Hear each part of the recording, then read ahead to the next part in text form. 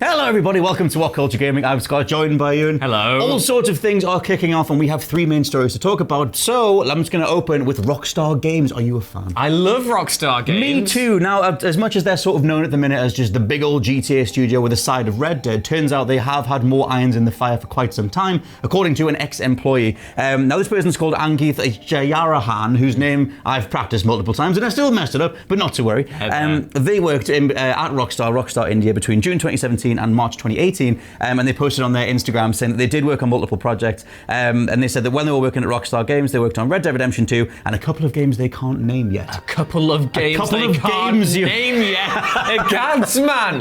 What games could they be? Well, the thing is, I can tell you what it's not. It's not Bully 2, because we found out the other day that thing was started and then cancelled. But I did put together Rockstar's other latent IP, so I thought we'd run them down and just get some general thoughts. Suspiciously do my eyebrows. It's not. I mean, you never know. It might be a thing. So, what do you? I just thought we'd run these down. What do you think about a new Max Payne? Oh, get in. I would love that. I'd love a new Max Payne. I like Max Payne. I know you said Max Payne. Max Payne 3 would be great. Max Payne 4, sorry, would be great. I'd really like them to go back to that IP, especially with how that last game ended. They could do so many different things with that. They could do a reboot. They could do another sequel. I'd be interested to see how they would tackle that. The game engine for that is like the Max Payne 3 is like the best third-person shooter in such a long time, and I love it. LA Noire could be a thing. Oh, right. I said the other day, someone on Twitter, I forget who they were, I'm really sorry, they had a really good idea for a spiritual successor to LA Noire, right. Which would have been like Mindhunter. So it'd be LA Noire, but in the 70s and doing the Mindhunter thing where they're like going through like the burgeoning era of serial killer diagnosis. I'd love that. If you made that Rockstar's period detective drama for different eras, sign me up. I'll be a big fan. Also, I mean, the VR Case Files just came out, which was them sort of stripping the story out of it. Video, I just think of Cole Phelps just grabbing the corpse and just going...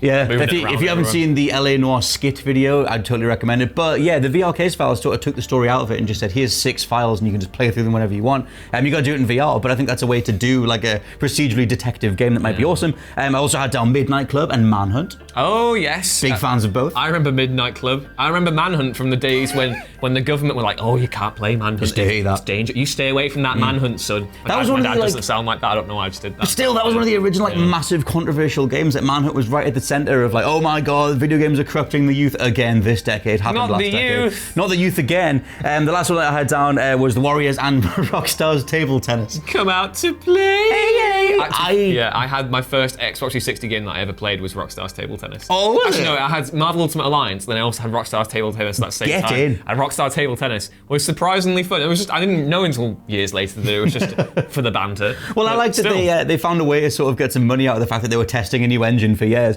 But yeah, I don't think they would ever do more Warrior stuff, so it sort of narrows it down. Either they might eventually resurrect the Agent IP, but in terms of like franchises that could do more stuff, LA Noire, Max Payne, Midnight Club, makes sense. I think they definitely, it would make sense for Rockstar to give Agent another go. I thought that was one of the most frustrating things that games that never kind of got really, a project that was announced and then it never happened. And it's a shame because I like the idea of Rockstar doing like a Cold War, proper, fully blooded Cold War espionage thriller. That sounds really cool because obviously Rockstar love messing with history at the moment. What about a Cold War espionage thriller? There's also a detective game. Like crossover. Chernobyl. Yes. Yeah. Chernobyl the game? Yeah. Yeah. Yeah. Sounds not great, not terrible. Dyatlov, I'll be a big fan. I reckon they could do it. I reckon they could pull it off. I'm a big fan of doing detective stuff in any decade of your choice. I would bring on that as well. Bring on your news. Yes, this isn't as upbeat as Rockstar stuff because if you've been keeping up with the news over the last few months, you'll realise that there is some disquiet going on in Hong Kong. The whole situation there is kind of really interesting. Obviously, if you're aware of your history, you'll know that Hong Kong was formerly a British colony that then kind of got special status in 1997, and since then, the Chinese government has been trying its best to basically erode the special status of that region with many human rights abusing laws, and the kind of protests that really kicked off over the last few months involved a specific extradition bill that was being introduced in the Hong Kong Congress, I want to say. Totally recommend Vox's Hong Kong video if you want to get up to speed. There was massive protests. You've probably seen it in the news for months now, and it's clearly a hot button issue. And just the other week, an actual professional Blizzard League player called Blitzchung, who plays Hearthstone. He ended one of his interviews basically by, saying a pro-Hong Kong statement in light of, the whole situation going on with China and Hong Kong at the moment. And Blizzard responded by banning him and depriving him of his $10,000 cash prize. God, I didn't know there was that attached to it. Yes, and that's a huge iffy situation because obviously, Blizzard is staying their rules, whatever. You can't say anything political, whatever. But there is also the fact that China is a human rights abusing government, and there is definitely ethical quandaries going on right now because Blizzard's employees aren't happy either. They've been speaking to the Daily Beast under condition of anonymity, and they've basically been saying that this is a bit bad, isn't it? So they've been doing a big walkout, I believe. Yeah, so they said that Blizzard's actions were, quote, appalling but not surprising. Blizzard makes a lot of money in China, but now the company is in this awkward position where we can't abide by our values. And that's something that we've seen, especially in the film industry for a while now, as we've seen films kind of really cater towards the Chinese market by doing various underhand things like whitewashing certain characters and marketing and such, and it's a little bit ugly. And yeah, they also basically the Blizzard employees walked out and also covered up the orc statue that had one of the value that has the company's core values. Really? And one of the values is every voice matters, and they've covered that up as well because obviously this is a pretty blatant case of censorship. Yeah. It's like it's kind of just, it is a weirdly fascinating quandary in terms of if you have a company that's based in a certain country and you obviously operate, you have a massive financial reality, business reality, to having a whole bunch of income from a different country. How much do you then sort of curtail to the rules and rule sets and, I don't know, traditions or whatever that's like in place in a different country? So I think even though Blizzard have put a statement out, yes, which is the even Blizzard, worse. this is the whole thing that kind of really boils down to me. Because if you want to say that you can't say anything political on your stream, whatever, that's fair enough. It's your competition. You have your rules that you have in place, whatever. But it's the fact that after this, what they would consider to be a PR disaster in terms of their relation to the Chinese government and the Chinese market, they then took to the Chinese social media website and basically said that we will always respect and defend the pride of our country, which, I mean, that's just hypocrisy. That's just blatant hypocrisy right there. You've gone from basically saying, well, you can't say anything political on our platform to then basically confirming that this is an issue unique to China itself and your access to the Chinese market, which again is a huge market, and we've been seeing businesses cater towards it forever. Businesses have to make their money, but it's an ethical quandary in the sense that businesses are actually sacrificing their core values to cater to what is a well-documented human rights abusing government. Yeah, so that is a massive issue that people need to take into account going forward. And we've already seen people try and boycott Blizzard recently as well. So BlizzCon in a few weeks is looking a little bit spicy, isn't it? I know. We might as well. We can obviously, put influence or stress the fact that obviously this stuff is ongoing and it's unfolding. But yeah, the statements that are out there at the minute, obviously our country, bit of a questionable statement to make. But assumedly going forward, they have to do something between now and BlizzCon. They've got like 3 weeks or whatever to sort of try and get ahead of it.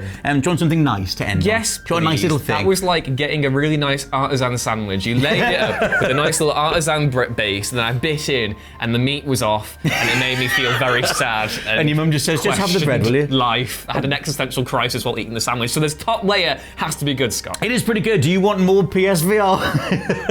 I do. I'm not Josh. I know you're not, but I like PSVR now. I never used to care about it, but another patent has come out from has been discovered by Let's Go Digital, and the people that put the general sort of schematic out for the PS5, that weird jetpack looking thing. Those guys, they've discovered there's a patent for what would be the PSVR 2, and basically it's going to be a wireless headset. So that seems to be the way that the Oculus Quest has gone, which seems to be the future of VR in general. Just put a headset on. Don't bother with all the rigmarole of connecting everything to the front of the console and whatever. So the first major thing is that it's wireless. It would have two cameras on the front, one on the back. You would have a transparent mode, which lets you sort of see the world around you without having to take. Jesus wept. I know. Well, the thing is, right? The Vive has this, and I think some of the Oculus stuff does as well. Where if you have a PSVR headset on or any sort of VR headset on, it's so weird because you're very much aware that someone could be standing right next to you. And I very rarely play VR when it's just me in the house because it freaks me the hell out. So in this case, they said they've implemented this transparent mode, or that's what they're calling it at the minute,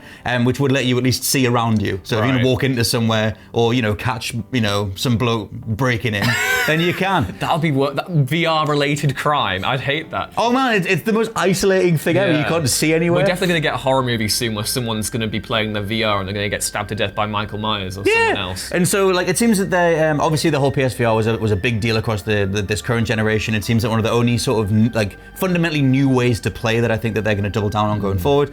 Things like Astro Bar and like Blood and Truth or whatever. They've had a couple of big games for VR, but I don't think they've had like a killer app yet. But something like this, alongside all the other stuff that came out with the new controllers and haptic feedback and whatever, they do mention a haptic suit in this. So if you want your full-on Ready Player One, put your haptic suit on, then that might be the way that we're going. What's the suit gonna do? Stimulate you? I guess, yeah, if you get stabbed, it'll give you the jolts. Do you want to get stabbed in the arm? People are never going to look at Mass Effect ever again. No. When they play that game. Fox was right all along. Oh, it's a sex simulator. I don't even know anymore, Scott. I don't want this reality to come true. But in terms of the VR stuff, staying away from the haptic suit. I guess I'm game for it's slightly better than the device me and Josh talked about the other week that literally beams. That is the thing from Batman Forever where it beams into your eyes. That's apparently coming true as well. If you want holograms in your eyeballs, you're apparently getting all of it. So yeah, on the cusp of the new generation, all sorts of patterns are breaking, and we'll find out more next year. For now, though, all sorts of things are breaking. Let us know what you think of the stories that we've covered. And for now, I've been Scott from WhatCulture.com. I've been Ewan from WhatCulture.com. I'll catch you next time. Bye. Bye. Bye. Bye. Bye. Bye.